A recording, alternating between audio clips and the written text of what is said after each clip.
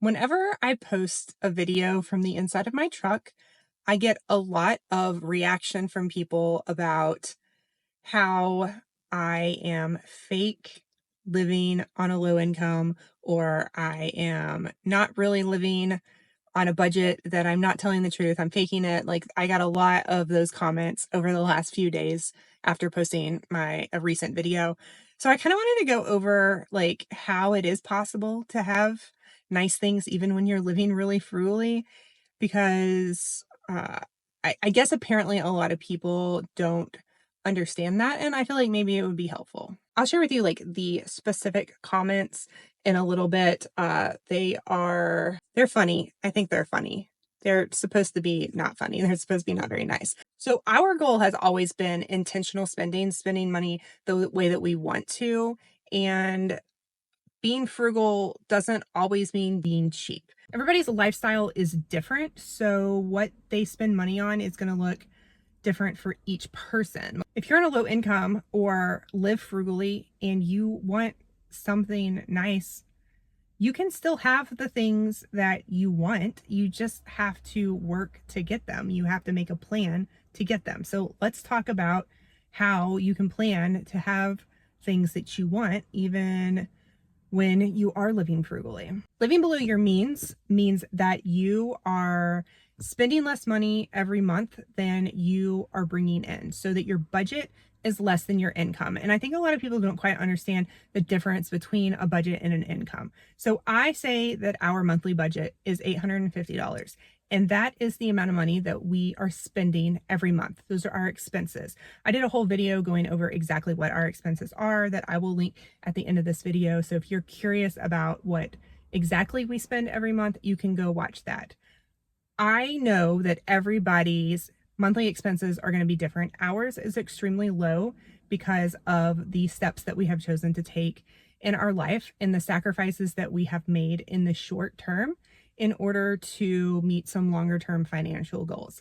So we sold our home and bought some property that is raw land. There's no house on it or anything yet. We have put a camper on it and are living off grid while we go through the process of getting the things on the property that we need and building a house. So we do not have any housing expenses at the moment. So that frees up a lot of our money and is able to take our budget down really low. Now, everybody's lifestyle is different and not everybody is going to be willing to do that or can't do that.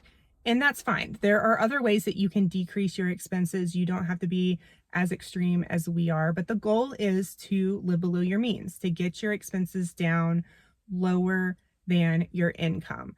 For us, it's been easier to be really frugal and to decrease a lot of our expenses. Initially, that is not doing something. If you just don't go out to eat, or you don't spend money on subscriptions, or you don't buy a new outfit, like those things are a lot easier to like not spend money on than it is to increase your income, which is the second side to that, is to work more, to work harder, to be more intentional about how you're making money. Our goal is to increase our income. I mean, that is what we are working on right now. YouTube is an obvious way that I am trying to increase my income, is through my YouTube channel. So thank you everybody who's watching and subscribed. So with our expenses so low, any money that we make over that $850 is able to go into savings. It's able to be invested to help make improvements on our homestead, or to buy some of the things that we want instead of necessarily what we need. Being frugal doesn't mean that you don't spend any money. It means that you are spending your money intentionally and with a purpose. It's all about spending money based on your values, your ethics, and your goals. When you do spend money, it's important to make sure that you're spending money on the things that you actually want and not necessarily what the Joneses want. Make sure that you are not trying to impress anybody with your money. If you are really into traveling, then save some of your extra money and go on a road trip. Go visit Thailand, like go on adventures. Those of you who have been here for a while know that last winter we went on a road trip across America And like one of the reasons that we have our truck is because we travel with it. We have a rooftop tent on top. So we were able to go and travel out west for several weeks, and we lived in our truck. So it saved us so much money in, lodging, because we were camping from our truck, and we were able to see so many cool things, national parks, on a budget, and we were saving money because of the setup that we have in our vehicle. It is also okay to spend money on high quality items. There is a phenomenon called the poor tax. It is true that it is actually more expensive to be poor than it is to be rich. Poor people, ironically, end up paying more money for goods and services than rich people do. Think about loans. If you need to buy a house or a car, most people are going to have to go out and get a loan for that. Well, wealthy people don't have to. If you get a loan, what are you paying? You're paying interest. Over the lifetime of that loan, you are paying significantly more money than the rich person who's just able to pay cash for that item. Rich people don't pay late fees. They're not late on their bills. They are able to pay more money for quality items. They are able to buy quality food that leads to a healthier lifestyle. They're able to afford insurance and quality insurance so that they're not putting off medical procedures or checkups, so they don't have medical conditions that might go unnoticed and get worse. They don't have to pay medical bills if there is an emergency. They have access to better education, better funded schools. They're able to pay for college, and they're able to buy quality items that are going to last them a lot longer. If you're poor and you cannot afford a really nice quality pair of shoes, say a $90 pair of boots that are going to last you several years, and you can only afford the $30 pair of shoes, but those pair of shoes are only going to last you a few months, and they keep breaking and you keep having to rebuy them. But the rich person who is able to buy the $90 pair of shoes is able to keep those shoes for a lot longer. If they do break or something happens to them, they might even be able to repair them for a fraction of the cost because the overall quality of the boot is better. Not only does that save them money, but it also saves them stress and time of having to continuously find a new pair of boots, replace those boots, maintenance those boots. We can apply that same concept to just about everything, including vehicles.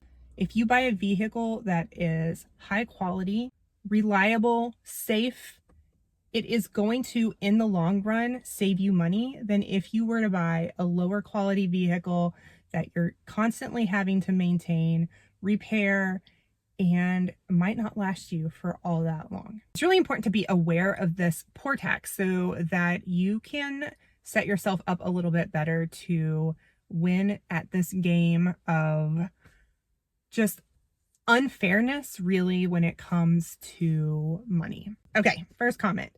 Your car doesn't look like a cheap budget car. It looks like a nice expensive car. Should have a beater car if you're low income. Just take a quick 5-second glance at the seats in the vehicle you're in. You are not on a low budget income. That car, probably high price SUV with those leather seats, looks very expensive. I don't drive that kind of car. This is fake for YouTube monetization. Smart comment. I noticed that too.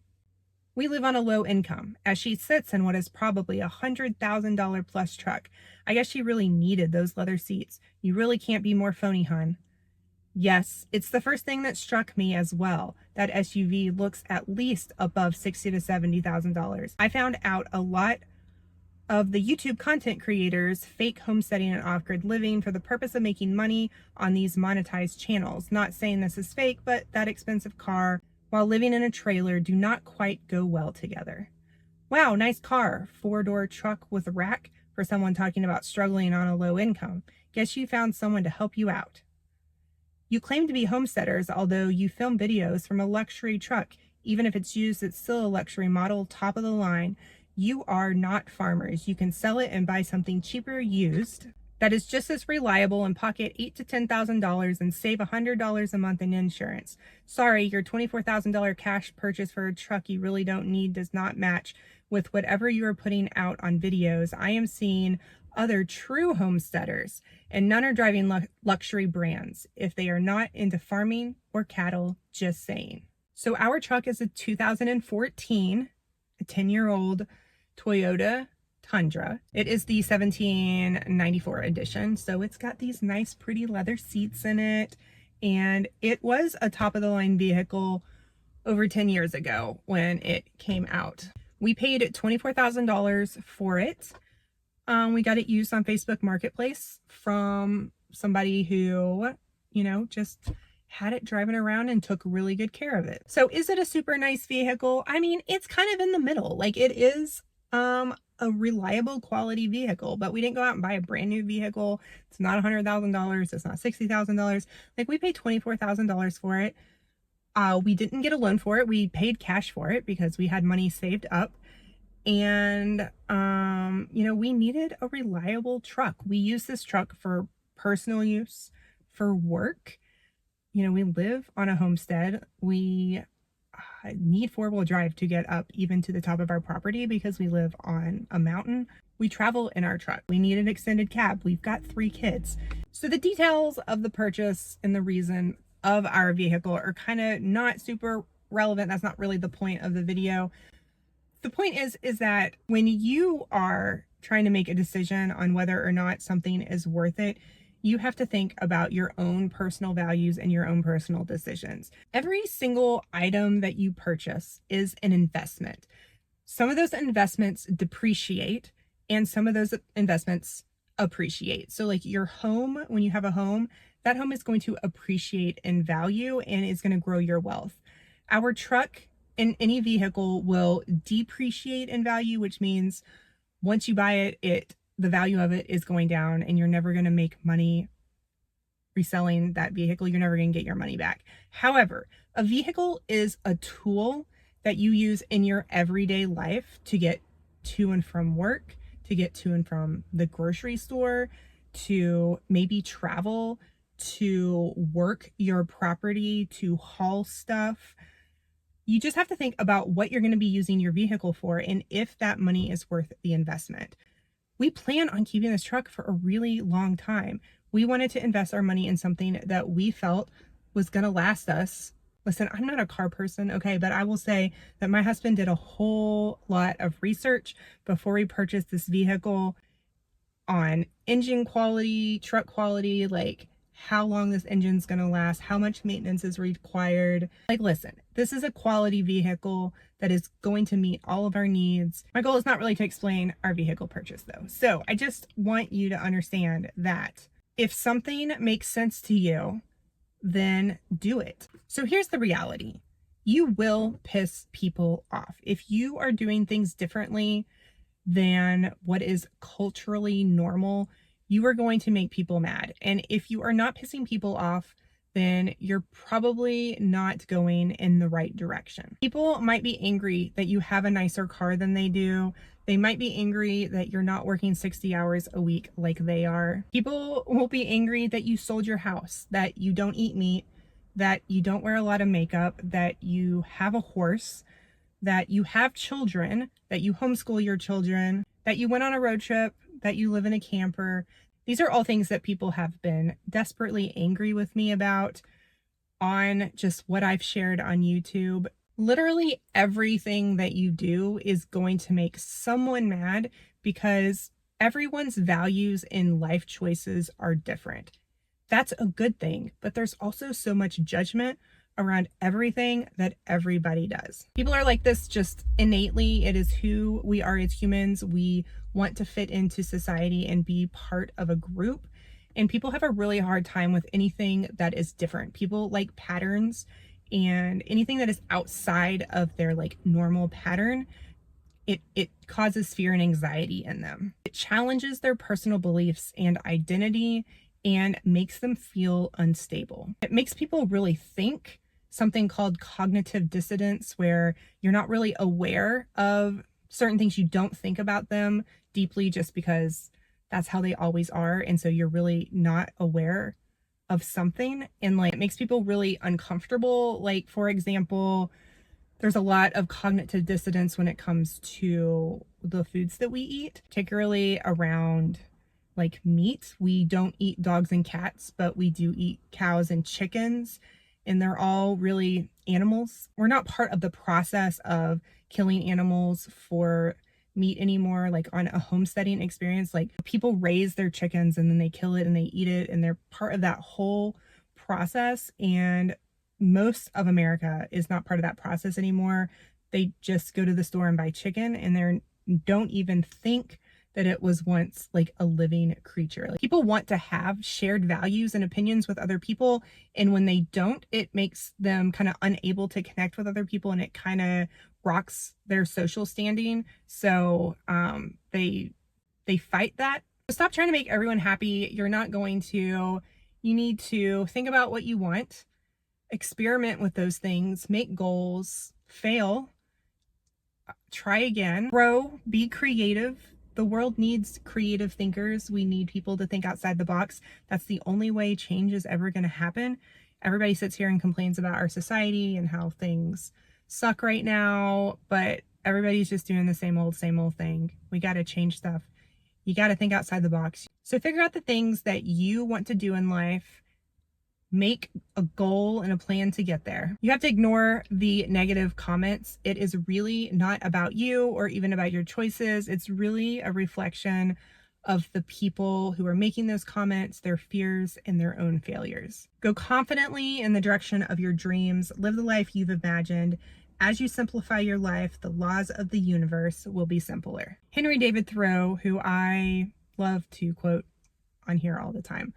If you want to see my $850 budget, if you haven't seen that yet, you can watch this video next. If you've already seen that, then you can check out this video. As always, thank you guys so much for watching, and I will talk to you next time.